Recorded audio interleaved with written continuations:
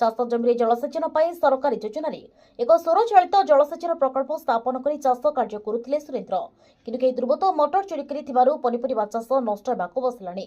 ସୂଚନା ପ୍ରକାରେ କଣ୍ଟାମାଳ ବ୍ଲକ ଖୁଣ୍ଟିଗରା ପଞ୍ଚାୟତ ଅନ୍ତର୍ଗତ ସିନ୍ଧୁଗରା ଗ୍ରାମର ଚାଷୀ ସୁରେନ୍ଦ୍ର ରଣା ନିଜର ରେକର୍ଡଭୁକ୍ତ ଜମିରେ ଜଳସେଚନ ପାଇଁ ସରକାରୀ ଯୋଜନା ମୁତାବକ ଓଡ଼ିଶା ଜଳସେଚନ ବିଭାଗ ପ୍ରାୟୋଜିତ ଏବଂ ଓଡ଼ିଶା ଅକ୍ଷୟ ଶକ୍ତି ବିକାଶ ସଂସ୍ଥା ଦ୍ୱାରା ମଞ୍ଜୁରୀ କ୍ରମେ ପିଏମ୍ କୁସୁମ ଯୋଜନାରେ ଏକ ସୌରଚାଳିତ ଜଳସେଚନ ପ୍ରକଳ୍ପ ସ୍ଥାପନ କରାଯାଇଥିଲା। ଉକ୍ତ ପ୍ରକଳ୍ପକୁ Balaji industrial and agricultural castings private limited ଦ୍ୱାରା ଅକ୍ଟୋବର ମାସରେ ସ୍ଥାପନ କରାଯାଇଥିଲା।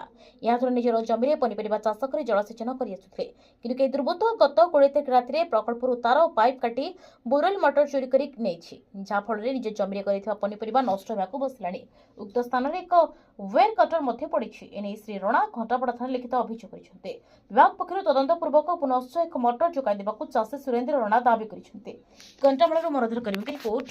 मोर गाँ हूँ सिनुगुरा मोर ना सुरेन्द्र रणा आउ सरकारी हिसाब रू सोलार पंप पाई सोलार भी पाई आउ चाष बास भी करा आउ काली गला राती मोटरटा चोरी कर नहीं गले आउ चाष एटा गला बेकार है एटा उधार बाड़ करी चाष बास टी बर्बाद हो गला। थाना भी एफआईआर देखे थाना वाले काली जिमु बोलते आज भी नहीं आसबार आसले से रिपोर्टटा देले मैं से कंपनी के फिर जनामी तापर जाना हवा हवा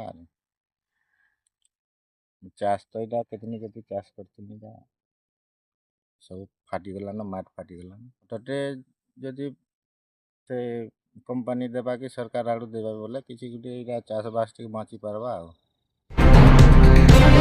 खबर पछर खबर को लोकलोचन को आनिबा शासन प्रशासन पाखरे समाजर सुर रखिबा एवं साधारण लोकंकु न्याय जोगाई देबारे सहायक हेबा पई जोड़ी हुंतु आम सहित